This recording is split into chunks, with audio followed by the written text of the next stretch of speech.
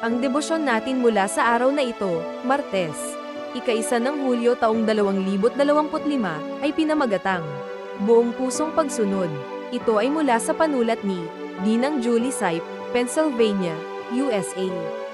Ang ating babasahin sa araw na ito ay matatagpuan sa Aklat ng Mga Unang Hari Kabanata 19, talata 19 hanggang 21. At ang atin pong pagtutunan ng pansin ay sa Aklat naman ni Mateo Kabanatang 16.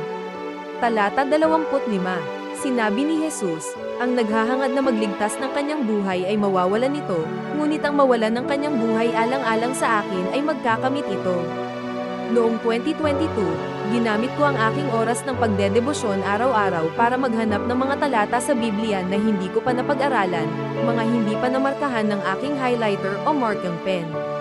Karamihan sa mga umaga sa taong iyon ay ginugol ko sa pagbabasa sa lumang tipan, at nagkaroon ako ng bagong pagpapahalaga sa mga kwento at mga taong natagpuan doon, kabilang ang pagtawag kay Eliseo sa binasang bahagi ng banal na kasulatan ngayon.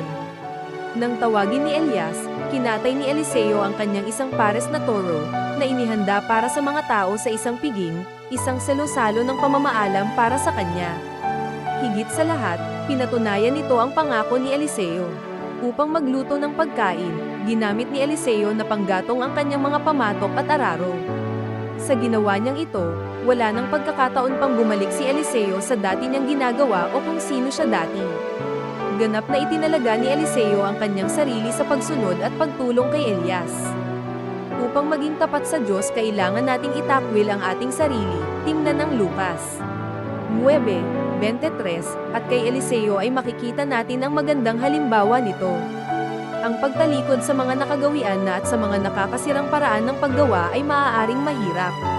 Ito ay maaaring mga hulugan ng paghingi ng tulong para sa isang adiksayon o pagputol ng ugnayan sa mga taong humahadlang sa ating paglalakad kasama ng Diyos.